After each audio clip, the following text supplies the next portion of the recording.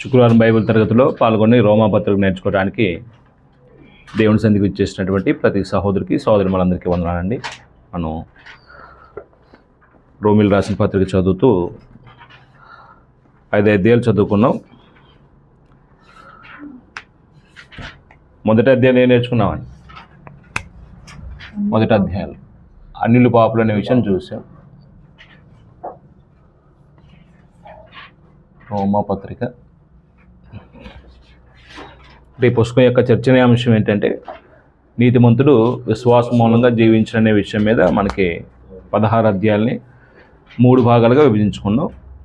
ఎవరు నీతిమంతులో చెప్తాడు మొదటి భాగంలో, రెండో భాగంలో ఎవరి విశ్వాసంలో చెప్పాడు, మూడో భాగంలో నీతిమంతుగా తీర్చబడిన వాని యొక్క జీవితాన్ని గురించి ప్రస్తావించాడండి.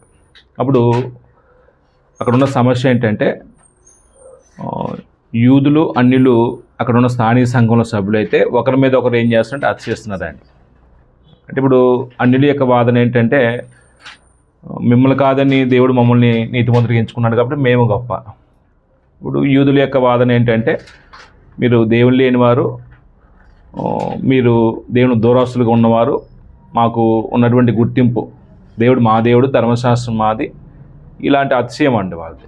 యూదుడని లేదు, అన్యుడని లేదండి. అందరూ కూడాను పాపం చేయటం వల్ల దేవుడిని గురించి మనం పోగొట్టుకున్నప్పుడు యేసుక్రీస్తునందరి విశ్వాసం వల్ల మనుషులను ఏం చేస్తున్నాడు? దేవుడు ఉచితంగా నీతిమంతుడిగా తీరుస్తున్నాడు. అంటే ఉచితంగా నీతిమంతుడు తీర్చబడిన తర్వాత ఎవరు అతిశించాలి? అతిశించడానికి ఆస్పాదం అంటే ఏదన్నా ఆస్పాదం ఉందా? ఏం లేదండి. అంటే నేను నీతిమంతుడిని అనుకోవటానికి నీ క్రియలు బట్టి కాదు కలిగింది. అది కేవలం దేవుడు తన విశేషమైన కృపచేత తన కనికరం చొప్పున యేసుక్రీస్తు విశ్వాసం ఉంచినప్పుడు దేవుడు ఈ చర్య చేశాడు తప్ప మన భౌతిక ఏ బ్యాక్గ్రౌండ్ స్థితిగతులను బట్టి కాదండి. కాబట్టి 3వ అధ్యాయంలో ఆ విషయం చెప్పాడు. విశ్వాసము అంటే విశ్వాసం మూలంగా నీతిమంతుడు తీర్చబడటం గురించి చెప్పాడు. 4వ అధ్యాయంకి వచ్చిన తర్వాత నీతిమంతుడు తీర్చబడిన వానికి ఉదాహరణ అబ్రహాం చెప్పాడండి. 5వ అధ్యాయంలో నీతిమంతుడు తీర్చబడిన వానికి కలిగే ఆశీర్వాదాలు చెప్పి ఆదాము నుంచి ఏమొచ్చినాయో క్రీస్తు ద్వారా ఏమొచ్చినాయో చెప్పి 5వ అధ్యాయము చివరి వచనానికి 6వ అధ్యాయం కనెక్షన్ పెట్టి ముగించేశాడండి. చివరి మాట ఏమన్నాడు? పాపం ఎక్కడ విస్తరించినా అక్కడ కృప అపరిమితంగా విస్తరించిన అన్నాడండి. అంటే పాపం ఎంత విస్తరిస్తే దేవుని కృప అంతా విస్తరిస్తూ వస్తుంది. ఇప్పుడు దాన్ని బట్టి కొంతమంది వక్ర బుద్ధి కలిగిన వాళ్ళు ఏమనుకుంటారంటే దేవుని కృప ఎక్కువ ఉండాలి కాబట్టి నేను ఎక్కువ పాపం చేస్తానని అంటాడండి. అది రైట్ అండి? అది సరైన మాట కాదండి. కృప ఎందుకంటే పాపం చేయకుండా బ్రతకడానికి తప్ప పాపంలో కొనసాగటానికి కాదండి. ఇంకెక్కువ పాపం చేస్తే ఎక్కువ కృప వస్తుందంటే ఇంకెప్పుడు ఆ వ్యక్తి పాపం నుండి విడుదల పొందుతాడు? పాపం లేని జీవితాన్ని ఎప్పుడు జీవిస్తాడు? కాబట్టి కృప క్రీస్తు ద్వారా మనం మానవుల పట్ల వ్యక్తపరచబడింది ఎందుకొరకంటే పాపం లేకుండా బ్రతకటానికి, మార్చుని బ్రతకటానికి ఒక అవకాశం ఇవ్వబడిందండి. అలా ప్రారంభించి 6వ అధ్యాయంలో ఏమన్నాడంటే 1-11 వచనాల్లో 6వ అధ్యాయము ఒకే సబ్జెక్ట్ చెప్పాడు. పాపం నుండి విడుదల అనే విషయాన్ని మాట్లాడుతూ మనం కొన్ని వచనాలు చదువుకున్నాం. 1-11 వచనాల్లో పాపం నుండి విడుదల.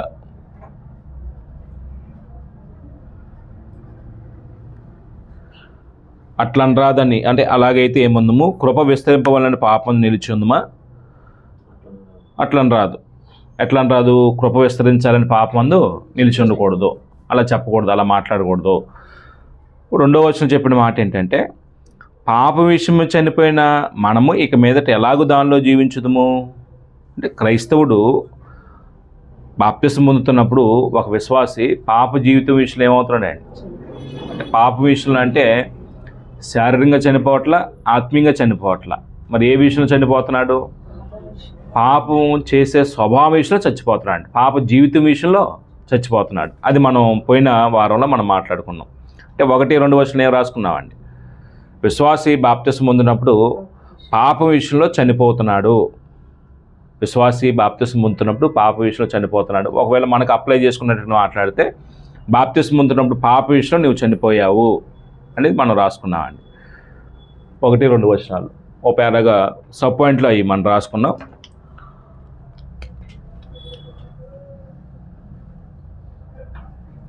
విశ్వాసి బాప్తిసం పొందినప్పుడు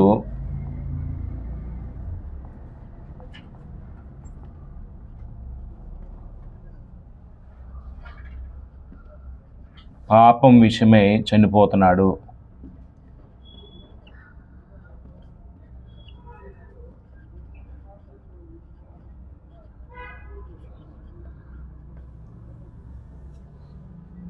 అంటే ఇది మనం బాప్తిసం పొందుతున్నప్పుడు గొప్ప సంగతిగా చూస్తామా, అది అసలు పట్టింపే ఉండదు ఆలోచించడం దాని గురించి. అంటే ఏమో ఎంతమందికి అది అర్థమైందో బాప్తిసం పొందుతున్నప్పుడు, కానీ నేను ఈ రోజు నుంచి పాప జీవితం విషయంలో చచ్చిపోతున్నాను అనేది బాప్తిసం పొందుతున్నప్పుడు ఆ వ్యక్తికి ఆ స్పృహ ఉండాలి. రెండోది 3-5 వచనాలు మనం నేర్చుకుంది ఏంటంటే, బాప్తిస్మం ఏం జరుగుతుందో చెప్పాడండి. బాప్తిస్మం ఏం జరుగుతుందండి? యేసుప్రభు యొక్క మరణానుభవంలో ప్రవేశిస్తున్నాడు. అంటే యేసుప్రభుతో పాటు చనిపోతున్నాడు, యేసుప్రభుతో పాటు పాతిపెట్టబడుతున్నాడు, యేసుప్రభుతో పాటు నూతన జీవం పొందిన వాడిగా నడుచుకోవడానికి తిరిగి యేసుప్రభుతో పాటు లేపబడుతున్నాడు. ఎందుకు లేపబడుతున్నాడో అక్కడ 4వ వచనం చెప్పాడండి. నూతన జీవం పొందిన వారిగా నడుచుకోవడానికి అనేది మనం పోయిన పాఠంలో చెప్పుకున్నాం. అంటే బాప్తిస్మం ఏం జరుగుతుందో చెప్పాడండి. బాప్తిస్మంలో ఏమి జరుగుతుందో చెప్పాడు.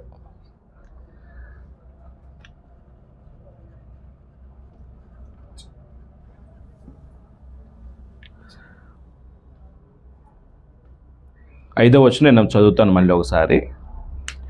మరియు ఆయన మరణం యొక్క సాదృశ్యమందు ఆయనతో ఐక్యం గలవారమైన ఎడల, యేసుప్రభు యొక్క మరణం యొక్క సాదృశ్యమందు ఆయనతో ఐక్యం గలవారమైన ఎడల అంటే ఎప్పుడు జరుగుతుందండి? యేసుప్రభు యొక్క మరణంలో ఒక వ్యక్తి ఎప్పుడు ఐక్యమవుతాడు అంటే బాప్తిస్మం పొందినప్పుడు. అప్పుడు అలాగా యేసుప్రభు యొక్క మరణంలో ఐక్యం గలవానికి కలిగే ఆధిక్యత ఏంటంటే, ఆయన పునరుద్ధానం యొక్క సాదృశ్యమందును ఆయనతో ఐక్యం గలవారమే ఉందము. అంటే ఒక వ్యక్తి యేసుప్రభుతో పాటు చనిపోతే యేసుప్రభుతో పాటు తిరిగి లేపబడతాడంటే అండి. ఈ బాప్తిసం పొందుతున్నప్పుడు ఈ వ్యక్తి పాప జీవితం విషయంలో ఏమవుతున్నాడు? చనిపోతున్నాడు. ఈ పూర్వం ఈ వ్యక్తి పాప అయితే యేసుప్రభుతో పాటు చనిపోతే యేసుప్రభు యొక్క పునరుద్ధానంలో ఏమవుతున్నాడంటే సాదృశ్యమందు ఏకమవుతున్నాడండి. అంటే యేసుప్రభుతో పాటు చనిపోవటం, యేసుప్రభుతో పాటు తిరిగి లేపబడటం అనే ప్రక్రియ బాప్తిసం పొందుతున్న వ్యక్తి కలిగినటువంటి ఆధిక్యత ఏంటంటే, యేసుప్రభుతో పాటు చనిపోతున్నాడు, యేసుప్రభు యొక్క పునరుద్ధానాన్ని కూడా ఏం చేస్తున్నాడండి? అతను తిరిగి పొందుకుంటున్నాడండి. అప్పుడు 6వ వచనం ఏమన్నాడంటే,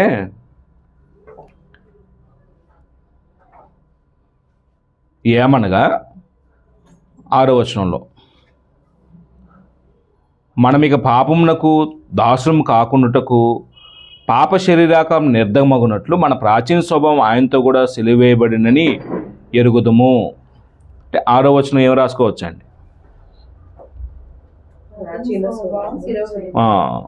ఏమనగా మనమికను పాపమునకు దాసులం కాకుండాటకు. అంటే ఒకప్పుడు పాపం చేసే ప్రతివాడు దేనికి దాసుడు అండి? యోహాను సువార్త 8:34 ప్రకారంగా పాపం చేసే ప్రతివాడు పాపాన్ని దాసుడు అండి.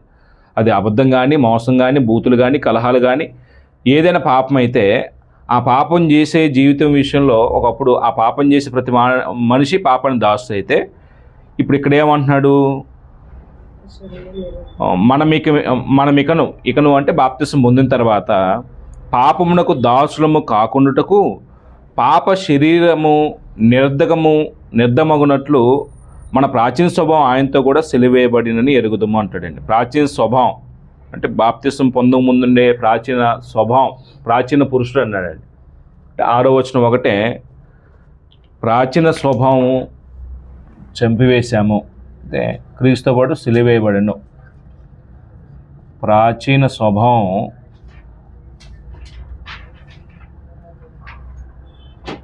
క్రీస్తుతో పాటు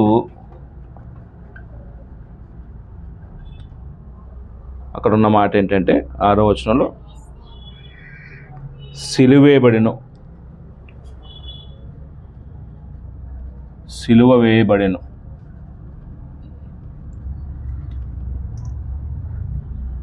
ఏంటంటే మన ప్రాచీన స్వభావం ఏంటండి? ప్రాచీనం అంటే బాప్తిసం పొందక ముందు మన స్వభావం ఏంటండి? ఇక్కడ పాపి అన్నాడు అంటే ఏముంది మనలో? ఒకవేళ అబద్ధం ఉండొచ్చు,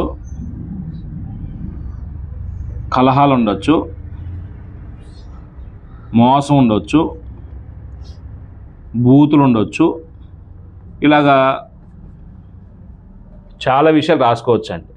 అంటే పూర్వం బాప్తిసం పొందక ముందు దేవుడు అంటే ఆయన సంకల్పం అంటే తెలియనప్పుడు, యేసుప్రభు యొక్క బలియాగం మనకు అర్థం కానప్పుడు మన ప్రాచీన స్వభావము పాపపు ఇచ్చలతో, శరీర ఇచ్చలతో కొనసాగేది. ఇక్కడ క్రీస్తులోకి వచ్చిన తర్వాత జరగవలసిన ప్రక్రియ ఏంటంటే, ఏమనగా మనం ఇకను పాపమునకు దాసుము కాకుండాటకు పాప శరీరము నిర్ధకమగునట్లు, అంటే మనిషిని దేవుడు 2 భాగాలతో నిర్మించినట్టుగా మనం ప్రాథమిక పాఠాలు చెప్పుకుంటాం.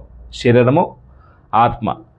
ఇప్పుడు శరీరం పాపమా, శరీరంతో జరిగించే క్రియలు పాపపు క్రియల?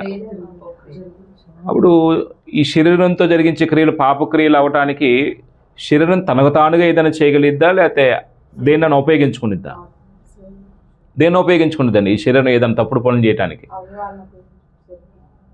శరీరం అంటేనే అవయవాలు. ఆత్మను ఉపయోగించుకునిద్దండి. అంటే ఆత్మ శరీర సంబంధమైన మనసుతో ఆలోచన చేస్తే, ఆత్మ సంబంధమైన మనసుతో ఆలోచన చేస్తే, అంటే మంచి ఆలోచనలు వస్తాయి, చెడ్డ ఆలోచనలు వస్తాయి. మనసు అనేది అంటే ఆలోచన కేంద్ర స్థానం అంటారు చూడండి. ఈ మంచి ఆలోచనలు వచ్చినప్పుడు ఏమో ఈ దేహంతో మంచి కార్యాలు జరిగించడానికి సాధారణంగా చేసుకుంటుందండి. చెడ్డ ఆలోచనలు, చెడ్డ కోరికలు వచ్చినప్పుడేమో ఈ దేహావయవాళ్ళని ఏం చేస్తాడు? తప్పుడు పనులు జరిగించడానికి సాధారణంగా చేసుకునిద్దండి. ఇప్పుడు ఇదే కన్ను ఒకరిని చూసినప్పుడేమో ఏమనిపించదు, ఒకరిని చూస్తే మోహపు చూపు చూస్తారు. ఎందుకండి ఇది? అదే మనిషి. ఇదే నాలుక కొంతమందిని బూతులాడతారండి, కొంతమంది గౌరవంగా మాట్లాడతారండి. అంటే ఇప్పుడు దేవుడు 2 నాలుకలు పెడతాడా? 2 కళ్ళు పెడతాడా? అంటే 2 రకాల కళ్ళు పెడతాడా? అంటే బుద్ధి, అంటే లోపల మనస్తత్వం అండి అది. అంటే మనసు ఒకవేళ శరీర సమయం మనసు అయితే, ఆ శరీర సమయం మనసు అయితే ఈ శరీర ఇచ్చలను జరిగించుకోవడానికి ఏం చేస్తుంటే ఈ దేహాభిమాన సాధనంగా చేసుకునిద్దాండి. మనం 6వ అధ్యాయంలోనే చదువుతామండి, 17వ వచనం నుంచి అనుకుంటా. ఒకప్పుడు పాపని దాసులమయ్యాం, ఈ దేహాభిమానాన్ని దుర్నీతిని జరిగించడానికి దాసులుగా అప్పచెప్పుకున్నాం. ఇప్పుడు నీతిని జరిగించడానికి ఏం చేయమంటాడు? ఈ దేహాభిమానాన్ని సాధారణంగా చేసుకోమని చెప్తాడండి.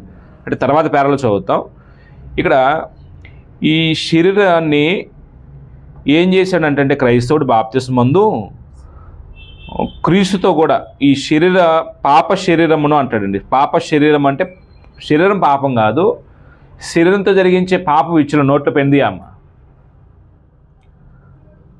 శరీరంతో జరిగే పాప ఇచ్చులు ఉన్నాయి చూడండి, వాటిని ఏం చేస్తున్నాడు క్రైస్తవుడు?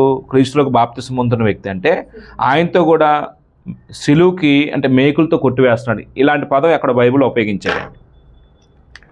మనం ఇంకొక వచనం చదువుదాం దీన్ని సపోర్ట్ చేయడానికి. గలతీ పత్రిక 5వ అధ్యాయము. గలతీ పత్రిక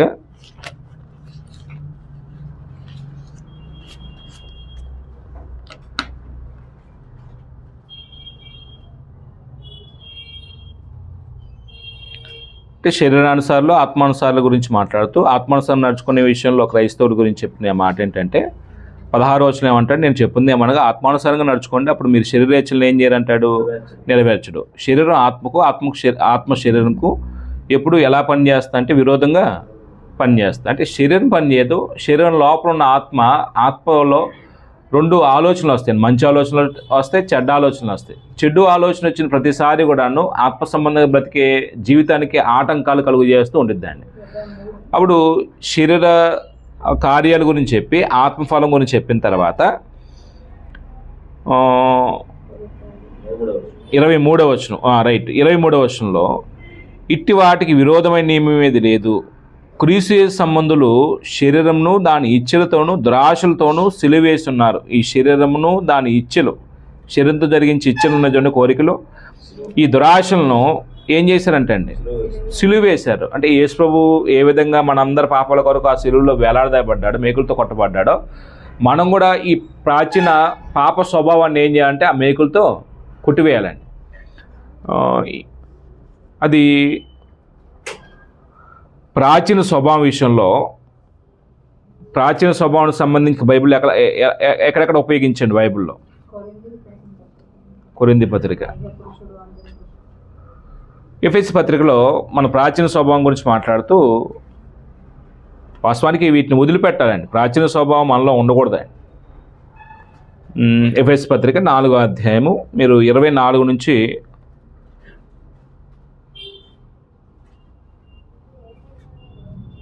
22 నుంచి రాసుకోండి. 22 నుంచి అయితే 22 నుంచి 24 వరకు. కావున మునుపటి ప్రవర్తన విషయంలోనైతే, మునుపటి అంటే బాప్తిసం పొందముందు, అది ప్రాచీన స్వభావం. ఈ ప్రాచీన స్వభావాన్ని మనం ఏం చేయాలంటే చంపివేయాలి.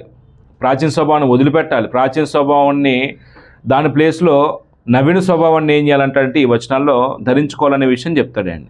ఒకసారి చదువుదాం మాటలో. కావున మునుపటి ప్రవర్తన విషయంలోనైతే మోసకరమైన దురాశల వలన చెడిపో మీ ప్రాచీన స్వభావం వదులుకొని, అంటే ఈ దురాశలు ఎలాంటివి అన్నాడండి? మోసకరమైనవి అన్నాడండి. ఈ మోసకరమైన దురాశలో ఏం చేసినాయి అంటండి?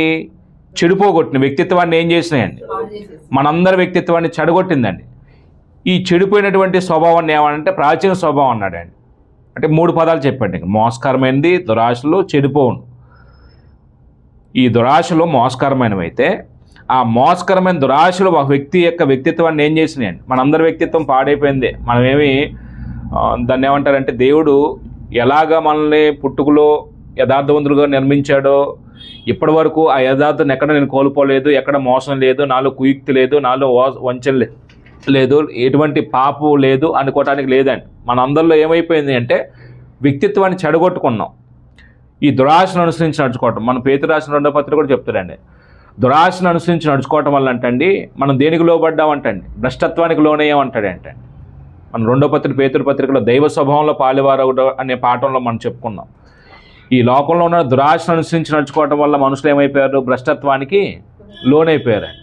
ఇక్కడ కూడా చెప్పిన మాట ఏంటంటే, మునుపటి ప్రవర్తన విషయంలోనైతే మోసకరమైన దురాశల వలన చెడిపో మీ ప్రాచీన స్వభావం వదులుకొని, అంటే వదులుకోవాలంటే అది ఉండవలసిందా, ఉండకూడదా? ఉండకూడదండి. వదులుకునే మాటకి ఫుట్నోట్లు ఏమన్నాడండి ఇక్కడ? 3 చంపివేసి, అంటే ప్రాచీన స్వభావాన్ని చంపివేయాలండి. ఇప్పుడు ప్రాచీన స్వభావం ఒకవేళ అబద్ధం అనుకోండి, అబద్ధాన్ని ఏం చేయాలండి? అంటే అబద్ధ విషయంలో మనం చచ్చిపోయిన అనుభవంలోకి రావాలండి. చనిపోయిన సమయం ఏ విధంగా అబద్ధం ఆడిద్దా? అలాగా కలహాల విషయంలో కానీ, మోసం విషయంలో, బూతులాడే విషయంలో కానీ ఇదంతా ప్రాచీన స్వభావం కాబట్టి దీని విషయంలో చనిపోయినటువంటి అనుభవంలోకి రావాలి. ఇప్పుడు ఏ రూపంలో మార్చబడాలంటాడంటే, మీ చిత్తవృత్తి యందు నూతనపరచబడిన వారే. అంటే ఇప్పుడు బాప్తిసం పొందుతున్న వ్యక్తి ఎక్కడ కన్వర్ట్ అవ్వాలండి? దేంట్లో కన్వర్షన్ జరగాలండి? అంటే మైండ్ సెట్లో మార్పు రావాలండి. అంటే ఈరోజు నేను బాప్తిసం పొందుతున్నాను, నేను యేసు ప్రభువుతో పాటు చనిపోతున్నాను, యేసు ప్రభువుతో పాటు నేను నా పాప జీవితాన్ని సమాధి చేయబోతున్నాను, యేసు ప్రభువుతో పాటు నేను తిరిగి లేపబడుతున్నాను నూతన జీవం పొందిన వారిగా నడుచుకోవటానికి. కాబట్టి నా మైండ్ సెట్, నా ఆలోచన విధానం, నా తలంపులు, నా భావోద్రేకాలు వీటిని మార్చుకోవాలని ఈ చిత్తవృత్తి మార్చుకోవాలండి. ఈ చిత్తవృత్తి యందు నూతనపరచబడిన వారే ఇప్పుడు ఏ పోలికలోకి రావాలంటాడంటే, నీతియు యథార్థమైన భక్తియు గలవారే దేవుని పోలికగా సృష్టించబడిన నవీన స్వభావం ధరించుకోండి అన్నాడండి. ఇప్పుడు ఏంటంటే నవీన స్వభావం? ఇది ప్రాచీన స్వభావం. ఇప్పుడు నవీన స్వభావం ఏంటండి? ఇప్పుడు పరిశుద్ధుడు, ఈ వ్యక్తి పరిశుద్ధుడు. ఇక్కడ అబద్ధం, ఈ అబద్ధం ప్లేస్లో ఏది రీప్లేస్ చేయాలండి? ఇప్పుడు సత్యం మాట్లాడటం మనం అలవాటు చేసుకోవాలండి. సత్యం పలకాలండి. ఇప్పుడు ప్రాచీన స్వభావం మనలో ఉండిద్దా? దేవుడు తీసేశాడు బాప్తిసం పొందినప్పుడు. ఏమండి కిషోర్ బాబు గారు? మనలో ఉండిద్దా అండి? దేవుడు తీసే దేవుడా, నా ప్రాచీన స్వభావాన్ని తీసే దేవుడా, తీసే దేవుడా అని కొంతమంది మాట్లాడతారు, ప్రార్థన చేస్తాను. దేవుడే తీసేస్తే మనం తీసేసుకోవాలా? మనం తీసేసుకోవాలండి. తీసేసుకోవాలంటే పోయేది కాదండి అది. దాని ప్లేస్లో ఏం చేయాలి? నవీన స్వభావాన్ని మనం తీసుకురావాలండి. ఇప్పుడు అబద్ధం ఆడే స్వభావం నాది ప్రాచీన స్వభావం. ఇప్పుడు సత్యం మాట్లాడటం ప్రాక్టీస్ చేయాలండి. కలహాలు ఆడే స్వభావం నాది. ఇప్పుడు నేను నవీన స్వభావం ధరించుకోవాలి. ఇక్కడ నవీన స్వభావం అంటే ఏంటండి? ఇప్పుడు సమాధానం అండి. కలహాలకి వ్యతిరేక పదం ఏంటండి? సమాధానంగా ఉండటం రావాలండి. సమాధానం రావాలండి. మోసం బ్రతుకున్నది. ఒకప్పుడు మోసం చేసే మనస్తత్వం, ప్రతి దానికి మోసం, కన్నింగ్. భార్యని మోసం చేశాను, భర్తని మోసం చేస్తారు, కొంతమంది తల్లిదండ్రులు మోసం చేస్తారు, పిల్లల్ని మోసం చేస్తారు. అంటే మోసం, వృత్తిపరమైన పనుల్లో మోసం. ఇప్పుడు బాప్తిసం పొందిన ఆయన ప్రభుని గురించి విన్నాడు, ప్రభు యొక్క త్యాగం అర్థమైంది, నేను ప్రభుతో పాటు చనిపోతాను, బ్రతికితే ప్రభు కొరకు బ్రతుకుతాను వచ్చాడండి. ఇప్పుడు ఈ ప్రాచీన స్వభావం విషయంలో చచ్చిపోయాడు అంటే ఏం చేయమంటారండి? మోసం విషయంలో మోసాన్ని మానివేసి ఇప్పుడు దేన్ని ప్రాక్టీస్ చేయాలండి? యథార్థతను ప్రాక్టీస్ చేయాలండి. యథార్థత. ఒకప్పుడు బూతులాడి, చీటీ మాటికి అస్తమానం నోరు తెరిస్తే బూతులండి. ఇప్పుడు నవీన స్వభావం ఏంటండి? ప్రాచీన స్వభావం బూతులైతే బాప్తిసం పొందిన తర్వాత ఇంకా అదే బూతుల్లో కొనసాగాల, బూతులు మాని ఇంకేదన్నా ప్రాక్టీస్ చేయాలి. ఏది ప్రాక్టీస్ చేయాలండి? క్షేమాభివృద్ధికరమైనటువంటి మాటే రావాలి తప్ప దుర్భాష అయితే రావద్దు అంటాడండి. అంటే మనం మాట్లాడుతున్నప్పుడు ఒక వ్యక్తి యొక్క ఆత్మీయ జీవితాన్ని అభివృద్ధి చేసే విధంగా మాట్లాడాలి తప్ప దుర్భాష కానీ, నోట బూతులు కానీ, సరసోక్తులు కానీ, ఇవి పోకిరి మాటలు కానీ అది పరిశుద్ధకు తగదా అంటాడండి. ఎఫెసీ పత్రిక మీరు 5వ అధ్యాయం చదువుతుంటే కొంచెం ఇది మనసులో పెట్టుకోండి. అంటే నేను కొన్నే రాసినండి. ఇలాగా మన ప్రాచీన స్వభావాన్ని ఒక పక్కన రాసుకొని, ఒక నవీన స్వభావాన్ని పక్కన రాసుకొని, బాప్తిసం ముందు నేను 5 సంవత్సరాలు అయింది, లేదా 10 సంవత్సరాలు అయింది, లేదా 15 సంవత్సరాలు అయింది, ఏది నేను ప్రాక్టీస్ చేస్తున్నాను? ప్రాచీన స్వభావమే నాలో కొనసాగుతుందా, నవీన స్వభావంలో నేను ఎదుగుతున్నాను? యేసు ప్రభువుతో పాటు చనిపోయిన వ్యక్తులు ఇక్కడ 6వ వచనంలో చెప్పిన మాట ఏంటంటే, క్రీస్తు యేసు సంబంధులు గలతీ పత్రిక కానీ, ఈ పత్రిక కానీ, రోమపత్రిక కానీ చదువుతున్నప్పుడు ఈ ప్రాచీన స్వభావాన్ని ఏం చేశారండి? సిలువకి కొట్టివేయబడింది. సిలువతో కొట్టివేయబడిన తర్వాత ఇంకా అది మన మీద ప్రభుత్వం చేయొచ్చా? చేయకూడదండి. అందుకే 7వ వచనం చెప్పిన మాట ఏంటంటే, చూడండి 7వ వచనంకి వెళ్ళిపోతున్నాను నేను, రోమపత్రిక వెళ్ళిపోదామండి, కొంచెం ఎక్కువ టైం అయింది, మళ్ళీ 11 వరకు చదివేయాలి ఈరోజు. 7వ వచనం అంటున్నాడు, చనిపోయినవాడు పాప విముక్తులని తీర్పు పొంది ఉన్నాడు. చనిపోయినవాడు పాప విముక్తులని తీర్పు పొంది ఉన్నాడు అన్నాడండి 7వ వచనంలో. అంటే ఇప్పుడు చనిపోయిన వాడు అంటే ఏ విషయం చనిపోయిన వాడండి? ఈ పాపం విషయంలో చనిపోయాడండి. ఈ అబద్ధం, మోసం, అన్యాయం, అక్రమం, తప్పుడు జీవితం విషయంలో చచ్చిపోయాడు. ఇప్పుడు పాప విషయంలో చనిపోయినవాడు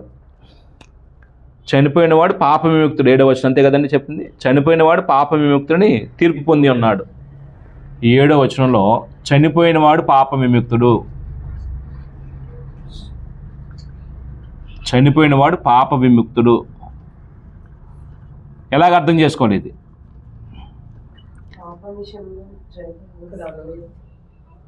అంటే పాపం విషయంలో చనిపోయినవాడు పాప విముక్తుడు అంటే ఎలాగ దాన్ని అర్థం చేసుకోవాలి? ఇప్పుడు ఒక నేరస్తుడు ఉన్నాడండి, ఎవరినో హత్య చేశాడు, పోలీసులు పట్టుకున్నారు ఆయన్ని.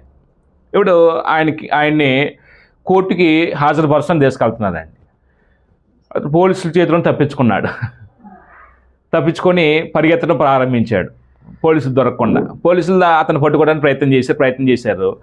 ఇతడు తప్పించుకునే మార్గంలో రోడ్డు యాక్సిడెంట్లో, అంటే లారీ బస్సు అయితే కొట్టేసింది, చచ్చిపోయాడండి. ఇప్పుడు ఆ డెడ్ బాడీ తీసుకెళ్ళి కేసు శిక్ష విధిస్తారా? చచ్చిపోయాడు కాబట్టి ఆ కేసు విషయంలో అతను ఏమయ్యాడండి? విముక్తి పొందాడండి. ఇంక కేసు ఉండిద్దా ఆ డెడ్ బాడీ మీద? కేసు ఏం చేస్తారండి? కొట్టేస్తారండి. ఈ చిన్న సూత్రం మనకు అర్థమైతే బాప్తిసాన్ని కొంతమంది వేళాకోళం చూస్తున్నారు. ఏమంది బాప్తిసం అనుకుంటున్నారండి. క్రీస్తు వాడు చనిపోయిన వ్యక్తికి కూడా పాపాలు కూడా అంటే అలాగే ఏం చేయబడుతున్నాయండి? కొట్టివేయబడుతున్నాయండి. ఎన్ని పాపాలు కొట్టివేయబడతాయండి? అతను ఘోరమైన నేరస్తుడే. పోలీసులు దొరికిన తర్వాత శిక్ష విధించడానికి ఏం చేస్తారండి? ముందు కేసు ఫైల్ చేస్తారు, తీసుకెళ్ళి జడ్జి గారి ముందు ప్రజెంట్ చేయాలి. అతనికి శిక్ష పడిద్ది, అర్థమైపోయింది. నన్ను ఉరిశిక్ష వేస్తారు, లేకపోతే నేను కఠినంగా దండిస్తారు, అమ్మ పోలీసు చేతులతో పడితే భయంకరం కాబట్టి నేను వెళ్ళి తప్పించుకొని పోతున్నాడండి. ప్రమాదశాత్తు చచ్చిపోయాడండి. ఇప్పుడు ఆ డెడ్ బాడీ తీసుకెళ్ళి కేసు అంటే శిక్ష విధిస్తారా? డెడ్ బాడీకి ఏమన్నా కేసు ఏం చేస్తారండి? కొట్టేస్తారండి. అంటే అక్కడ మనం అప్లికేషన్ తీసుకుంటే క్రీస్తు పాటు చనిపోయిన వ్యక్తి కూడా పాపాలను దేవుడు ఏం చేస్తారండి? చచ్చిపోయాం కాబట్టి క్రీస్తుతో పాటు మన పాపాలన్నీ దేవుడు ఏం చేశారండి? క్రీస్తుతో పాటు కొట్టివేసాడండి. అది గొప్ప భాగ్యం అండి. మనకు అర్థం కాని సంగతి ఏంటంటే, నా పాపాలు కొట్టివేయబడ్డాయి, ఈ గత జీవితం అంతా కొట్టివేయబడింది, ఇంకా ఈ జీవితం విషయంలో నేను కూడా చచ్చిన శవంలాగా నేను ఉండాలి. నవీన స్వభావం నేను పాలివారవ్వాలి, నేను చచ్చిపోయిన స్థితిలో నుండి ఇప్పుడు నవీన స్వభావంలో నూతన జీవం పొందిన వారిగా తిరిగి లేపబడాలనే అవగాహన ప్రతి క్రైస్తవుడికి రావాలండి. 8వ వచనంలో ఇంకో మాట అంటాడు చూడండి. 8, 9 వచనాలు కలిసి ఉన్నాయి. మనము క్రీస్తు కూడా చనిపోయిన ఎడల మృతుల్లోండి లేచిన క్రీస్తు ఇకను చనిపోడనియు, మరణమునకు ఇకను ఆయన మీద ప్రభుత్వం లేదనియు ఎరిగి ఆయనతో కూడా జీవించుదుమని నమ్ముచున్నాము. అంటే 8, 9 వచనాల్లో మనము క్రీస్తు కూడా చనిపోయిన ఎడల మృతుల్లోండి లేచిన క్రీస్తు ఇక చనిపోడని, ఇంక చనిపోతాడా యేసుప్రభు వారు? మనందరి పాపలకు చనిపోయాడు ఒకసారి, ఇంకా మళ్ళీ ఏం చేయడండి, ఆయన చనిపోడండి. అప్పుడు ఆయన మీద మరణం ఏం చేయదండి, ప్రభుత్వం చేయదు.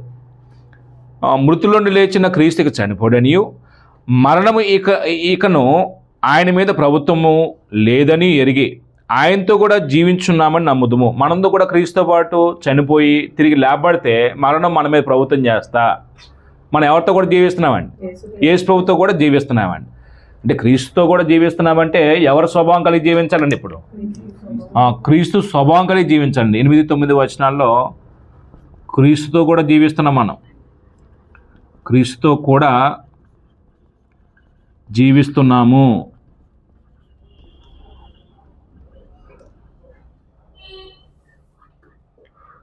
ఇప్పుడు 10వ వచనం అన్న మాట ఏంటంటే, ఏలి అనగా ఆయన చనిపోవడం చూడగా పాపం విషయమై ఒక్కసారే చనిపోయిన కానీ ఆయన జీవించుడు చూడగా దీని విషయమై జీవించున్నాడు. యేసు ప్రభు చనిపోయిన విషయాన్ని గురించి మాట్లాడితే ఏమంటున్నాడంటే ఇక్కడ, ఏలి అనగా ఆయన చనిపోవడం చూడగా పాపం విషయమై ఒక్కసారి చనిపోయాను. అంటే క్రీస్తు పాపం విషయమై చనిపోయాడు, కానీ దేవుని విషయం ఏం చేయబడ్డాడంటే ఆయన తర్వాత వచనం చెప్తాడండి 11వ వచనంలో, లేకపోతే ఇక్కడే చెప్పాడు దేవుని విషయమే జీవించున్నాడు. ఇప్పుడు అది క్రీస్తు సంబంధించిన మాట. ఒక్కసారి రాసుకుందాం. 10వ వచనంలో క్రీస్తు ఏ విషయం చనిపోయాడు, ఏ విషయంలో జీవిస్తున్నాడు? పాప విషయంలో చనిపోయాను. క్రీస్తు పాప విషయమై చనిపోయాను. అంటే యేసు ప్రభు పాప విషయం చనిపోయినంటే మనం చేసినటువంటి పాపాల కొరకు ఆయన చనిపోయాడు తప్ప ఆయన వ్యక్తిగత జీవితంలో ఏదైనా పాపం చేసి ఆ పాప జీవితం విషయం చనిపోవటం కాదండి. ఇది యేసు ప్రభు పరిశుద్ధత కలిగి జీవించిన విషయంలో మానవాళికి మాదిరండి. ఆయన ఆలోచనలు కానీ, ఊహల్లో కానీ, తలంపులు కానీ ఎక్కడ పాపం చేసిన సందర్భాలు లేవండి. అందుకే నాలో పాపం స్థాపించగలిగిన ఎవరు అని సవాల్ చేసిన వ్యక్తి అండి యేసు ప్రభు వారు. కాబట్టి క్రీస్తు పాప విషయంలో చనిపోయాను, మరి దేవుని విషయంలో ఆయన జీవిస్తూనే ఉన్నాడండి. దేవుని విషయంలో దేవుని కొరకు ఆయన బ్రతుకుతూనే ఉన్నాడు. దేవుని విషయంలో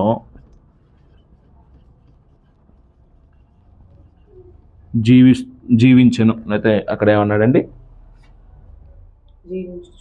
జీవించుచున్నాడు.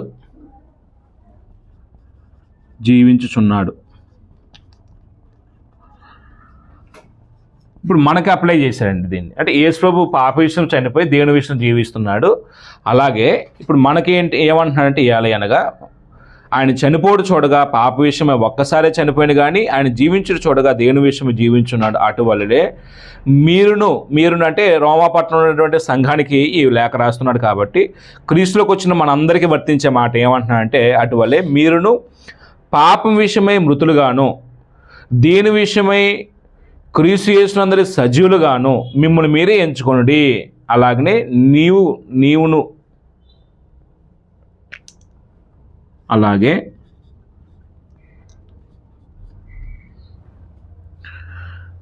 మీరును అన్నాడండి. మీరును అంటే మనమందరం, మీరును వ్యక్తిగతంగా ప్రతి ఒక్కరండి. నీవు కూడా ఏమనుకోవాలి? పాప విషయమై చనిపోయాను, పాపం విషయమై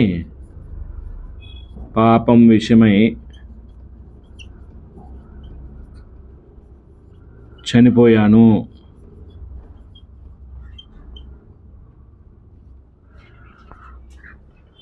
2, దేని విషయమై క్రీస్తునందు సజీవులుగా ఉన్నాను. దేని విషయమై క్రీస్తు యేసునందు సజీవుడను. దేవుని విషయమై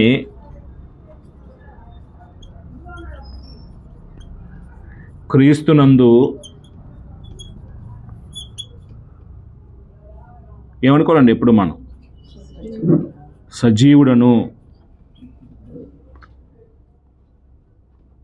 సజీవుడని ఎంచుకోవాలంటే అండి, ఎంచుకొనవలెను. అంటే మనల్ని మనం ఎప్పుడు ఏం ఎంచుకోవాలండి? ఇప్పుడు ప్రతి ఉదయం మనం అనుదిన జీవితంలో ఏదైనా చర్యలు ప్రారంభిస్తున్నప్పుడు, నేను పాప జీవిత విషయంలో నేను చనిపోయినవాను, దేవుని విషయంలో దేవుని కొరకు బ్రతికే విషయంలో నేను సజీవుణ్ణి, నేను పాప జీవితంలో చచ్చిపోయానని ఎప్పుడు ఈ మాట అనుకుంటూ ఉండాలండి. మనం ఎంచుకోవాలండి. ఇప్పుడు ఇతరులు మన గురించి అంటాం కాదండి ఇక్కడ చెప్తుంది. ఇతరులు మన జీవితాన్ని బట్టి ఈ వ్యక్తి పాప జీవితం చచ్చినాడు అనేది ఇతరులు ఇచ్చే స్టేట్మెంట్. ఇప్పుడు వ్యక్తిగతంగా అన్ని సందర్భాల్లో మనతో అందరూ ఉండరు. వ్యక్తిగతంగా మనం ఎవరు లేని సందర్భంలో కూడా మన ఆలోచనలో పాపం చేసే సందర్భం వచ్చింది. కాబట్టి మనం ఎప్పుడు ఏమనుకోవాలంటే, పాప విషయం నేను చనిపోయాను, దేవుని విషయంలో క్రీస్తునందు నేను సజీవుడిని అని ఎవరికి వారు ఏం చేయాలంటే అండి ఎంచుకుంటూ ఉండాలండి. ఇప్పుడు కొన్ని సందర్భాల్లో బాప్తిసం పొంది విశ్వాస జీవితాన్ని కొనసాగిస్తూ కూడా పాప జీవిత విషయం నేను చచ్చిపోయాను అనుకోకుండా ఆ ప్రాచీన స్వభావంతోనే కొనసాగుతున్నటువంటి దౌర్భాగ్యమైన పరిస్థితి కొంతమంది జీవితాలు కనపడిద్ది అండి. అప్పుడు ఈ పేరాన్ని ఏ మాట చేత గుర్తుపెట్టుకోవచ్చు అండి? ముందే రాసుకున్నాం ఏంటంటే అది పాప నుండి విడుదల. అప్పుడు ఈ పేర చదువుతున్నప్పుడు మొదటి భాగంలో ఏం చెప్పాడంటే, మొదటి వచనాలు 2 వచనాల్లో వాస్తవానికి 5వ అధ్యాయాన్ని కొనసాగింపుగా కృప విస్తరింపవాలని పాపం నిలిచిందమా అట్లా అనరాదు. అంటే కృప ఎక్కువ కావాలని ఎక్కువ పాపం చేయటానికి కాదు దేవుడు కృప చూపిస్తుంది అని చెప్పి, క్రైస్తవుడు విశ్వాసం ఏమయ్యాడు? పాప జీవిత విషయంలో చనిపోయాడు. అప్పుడు ఆ చనిపోయిన సందర్భం ఎక్కడ జరిగింది ఒక వ్యక్తికి అంటే బాప్తిసం పొందినప్పుడు జరిగిందండి. అంటే బాప్తిసం ముందు 3 విషయాలు జరుగుతున్నాయి. ఏంటంటే అది యేసు ప్రభువుతో పాటు చనిపోతున్నాం, యేసు ప్రభువుతో పాటు సమాధి చేయబడుతున్నాం, యేసు ప్రభువుతో పాటు తిరిగి లేపబడుతున్నాం. అంటే నేను బాప్తిసం పొందుతున్నాను అంటే యేసు ప్రభు యొక్క మరణానుభవంలోకి వెళ్తున్నానండి. ఇప్పుడు యేసు ప్రభు మరణించడం అనేది ఎవరికి ఇష్టమైన కార్యం? బైబిల్లో మనం చదువుతున్నటువంటి వచనాల్లో యెషయా గ్రంథం చదువుతున్నప్పుడు దేవునికి ఇష్టమైన కార్యం అండి. ఎందుకంటే యేసు ప్రభు యొక్క మరణము అనేకులు ఆత్మీయంగా బ్రతికించడానికి ఏమైందంటే ద్వారంగా మార్చబడిందండి. యేసు ప్రభు చనిపోవటమే మానవాళికి ఏం కలిగి చేస్తుందండి? రక్షణ భాగ్యం కలుగు చేస్తుందండి. యేసు ప్రభు చనిపోకపోతే మనుషులందరూ ఎక్కడ ఉండిపోతారండి? మొదటి కొరింథీ పత్రిక 15వ అధ్యాయం చదివితే మృతుల పునరుద్ధానం అనే అంశం మీద సమస్య వస్తే కొంతమంది క్రీస్తు లేపబడలేదని చెప్తున్నారంట అండి. ఒకవేళ క్రీస్తు లేపబడకపోతే మన విశ్వాసం వ్యర్థం, మీరందరూ ఎక్కడ ఉంటారు? ఇంకా మీరందరూ పాపంలో ఉంటారనే విషయం చెప్తాడండి. అంటే వాస్తవానికి యేసు ప్రభు తిరిగి లేపబడటం వల్ల మాత్రమే పాప క్షమాపణ అనేది ఒక మార్గం తెరుపడిందండి. ప్రాచీన స్వభావాన్ని ఏం చేయాలంటే క్రీస్తు పాటు సిలువే పడాలండి. అంటే చాలా సందర్భాల్లో బాప్తిసం పొందిన తర్వాత కూడా అంటే బాప్తిసం పొందుతున్నప్పుడు ఈ విషయాలు బాప్తిసం ఇచ్చే వ్యక్తి సువార్తకు స్పష్టంగా చెప్పాలండి. ఏమండి మీరు ఈరోజు బాప్తిసం పొందుతున్నారు, బాప్తిసం అనేది దైవికమైన కార్యం, బాప్తిసం పొందుతున్న వ్యక్తి నూతన సృష్టి గావించబడుతున్నాడు. ఏదో నీటిలో మునిగేసి తడిగొడ్డలతో బయటికి రావటం కాదు బాప్తిసం అనేది. ఈ రోజున దేవుడు మిమ్మల్ని ఆయన సంకల్ప ప్రకారం కంటున్నాడు. ఇప్పటి వరకు చేసిన పాపాలన్నిటి విషయంలో మీరు ఏం చేయబోతున్నారు అంటే చనిపోతున్నారు. మిమ్మల్ని దేవుడు క్షమిస్తున్నాడు కాబట్టి ఆ పాప జీవితాన్ని ఏం చేస్తున్నారంటే అక్కడ పాతిపెట్టేస్తున్నారు. పాతిపెట్టబడినది మీ మీద ప్రభుత్వం చేయకుండా మీరు చచ్చిన శవం కాబట్టి దేవుడు మళ్ళా యేసు ద్వారా మీకు ఏం కలుగు చేస్తున్నాడంటే నూతన జీవాన్ని ఇచ్చి మిమ్మల్ని తిరిగి లేపుతున్నాడు. నూతన జీవం పొందిన వాడిగా నడుచుకోవడానికి, నూతన స్వభావం కలిగి నడుచుకోవడానికి.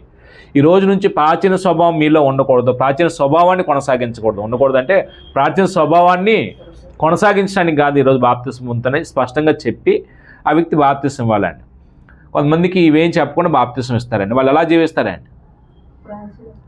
పెళ్ళి బాప్తిసం పొందుతున్న వ్యక్తికి ఈ విషయాలు అవగాహన ఉంటుందండి. డబ్బుల కొరకు ఆశపడి ఇల్లు కట్టిస్తారని, లేకపోతే పిల్లల చదువుల కొరకు, లేకపోతే భౌతికమైన వాటి కొరకు ఏదో ఆశించి బాప్తిసం పొందుతున్న వాడికి ఈ విషయాల మీద అవగాహన ఉండిద్దండి. ఇంకా బాధాకరమైన సంగతి ఏంటంటే సువార్తలు వివరంగా చెప్పినా సరే వాళ్ళకంత గ్రహింపు శక్తి ఉండదండి. ఆ గ్రహించలేని స్థితిలో బాప్తిసం పొందుతాడు. పూర్వం ఎలా బ్రతికారో అలాగనే కొనసాగుతారండి. క్రీస్తు ప్రభు యొక్క సంఘాల్లో సువార్తికుడికి బాధ కలిగించే కొన్ని విషయాలు ఏంటంటే, ఆయన ఈ విషయాలన్నీ చెప్పిన తర్వాత వాళ్ళు విశ్వాసం బ్రతుకుతారనే సంగతిలో వాళ్ళు మార్గం తప్పి లోకంలో ఇంకా కొన్ని రాలేదండి. అలాంటి పాపపు ఉచ్చుల్లో పడిపోయి రోత జీవితం జీవిస్తున్న సంగతులు చూసి సువార్తీయుడు ఇలాంటి వాళ్ళకి నేను బాప్తిసం ఇచ్చిందని, ఇలాంటి వాళ్ళకి నేను వాక్యం చెప్పి, ఇలాంటి దౌర్భాగ్యమైన స్థితిలో జీవించే వాళ్ళకి నేను వాక్యం చెప్పింది అని బాధపడే సందర్భాలు ఉన్నాయని.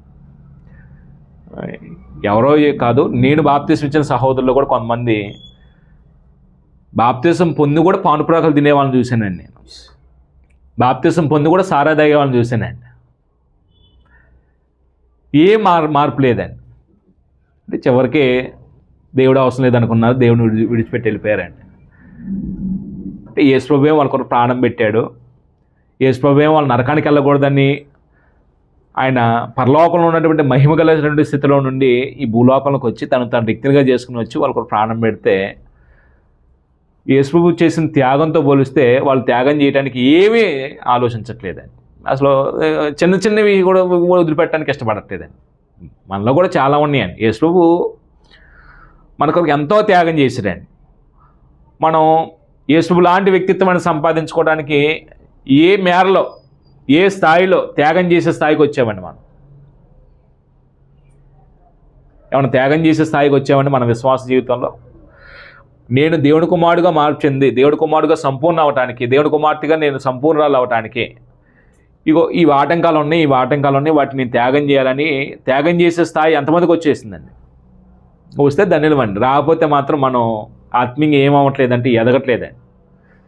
అది బోధించే నేనైనా మీరైనా సరే ఎప్పుడో ఒకటి అనుకుంటూ ఉండాలండి. ఏంటంటే అది నేను యేసు ప్రభు యొక్క మరణంలో నేను పాలువాడిని అయ్యాను, యేసు ప్రభుతో కూడా సమాధి చేయబడ్డాను. ఇదే సాదృశ్యం మనం తిమోతి పత్రిక కూడా చెప్పాడండి. తిమోతి పత్రిక మనం ఆయనతో కూడా చనిపోయిన వారం అయితే ఆయనతో కూడా ఏం చేయబడతామంటాడండి, తిరిగి లేపబడతామంటాడండి. ఎక్కడ జరుగుతుంది ఈ ప్రోగ్రాం అంటే బాప్తిసం జరుగుతుందండి. ఇప్పుడు చనిపోయిన వాడు పాప విముక్తుడండి. ఇంకా పాపం ఆయన మీద ఏం చేయకూడదు, ప్రభుత్వం చేయకూడదండి. కేసు కొట్టివేయబడిందండి. భౌతికంగా నేరం చేసిన వాడు చచ్చిపోతే ఎలా కేసు కొట్టివేస్తుందో కోర్టు, అలాగా దేవుని కోర్టు కూడా ఏం చేశాడంటే యేసు ప్రభువు వాడు చనిపోతే నేను నా పాపాలన్నింటిని దేవుడు ఏం చేశాడండి, కొట్టివేశాడండి. కొట్టివేసిన తర్వాత కూడా నేను మళ్ళీ అదే రుచులకు పోతుంటే దాన్ని పేతురు ఖండితంగా చెప్పాడండి. మనం ఆ మాటలో చెప్పుకోవడానికి కూడా మనకు బాధ కలిగిద్దే. కుక్క తన మాందికి తిరిగినట్టు అన్నాడండి. కొట్టివేయబడ్డాం, అయినప్పటికీ మనం ఏం చేస్తున్నామండి, అటువైపే తిరుగుతున్నామండి. కడుగుబండి పంది బొదలో ఉన్నట్టుగా. మళ్ళీ అంటే దేవుడేమో ఒక ఉన్నతమైన స్థితిని ఇవ్వాలని ఇవన్నీ ప్రోగ్రాం చేస్తే మనం ఏం చేస్తున్నామంటే అది అర్థం కాక మనం అంటే మళ్ళీ అదే స్థితికి వెళ్ళిపోతున్నాం.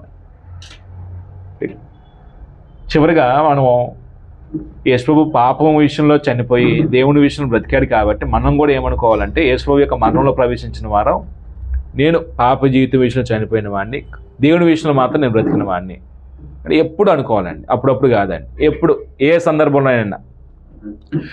ఆ తర్వాత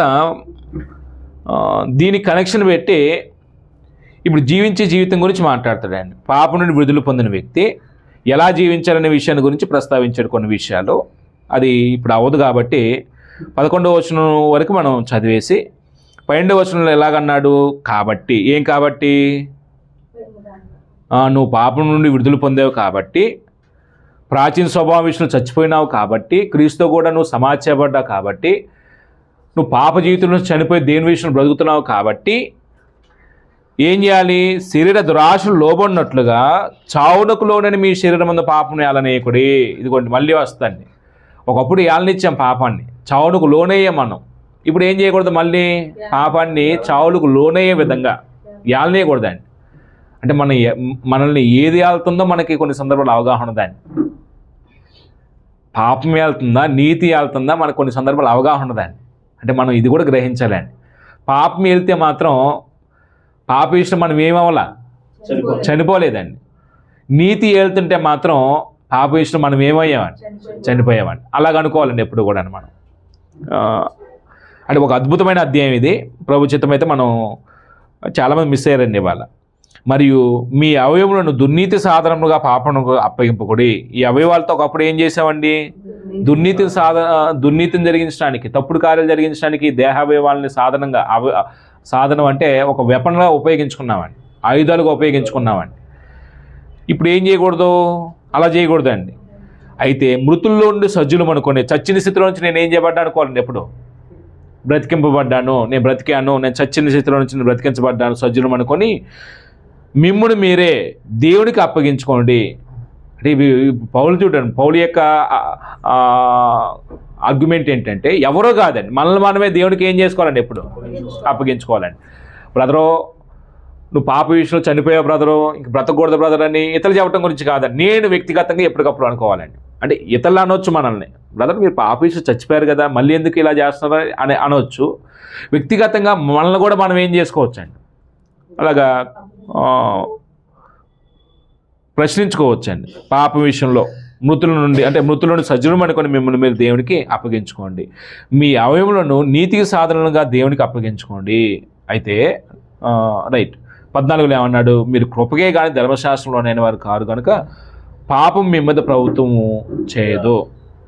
ఇంకా ప్రభుత్వం చేయటానికి కృప ద్వారా మనం వచ్చిన వారం తప్ప ధర్మశాస్త్రం ద్వారా దేవుని దగ్గరికి వచ్చిన వారం కాబట్టి పాపం ఏం చేయదు. ఇంకా ఒకవేళ ధర్మశాస్త్రం ఉంటే పాపం ఏం చేస్తాండి, ప్రభుత్వం చేస్తాండి. ఇప్పుడు ధర్మశాస్త్రం కాకుండా దేవుడు కృప ద్వారా మనుషులను రక్షిస్తున్నాడు కాబట్టి పాపం ఏం చేయదు మనిషి మీద, ఇంకా ప్రభుత్వం చేయదండి. ఇది మనం తర్వాత చదువుకుందాం, నేను ముగిస్తాను. సోదరులు సమయం ఇస్తున్నాను.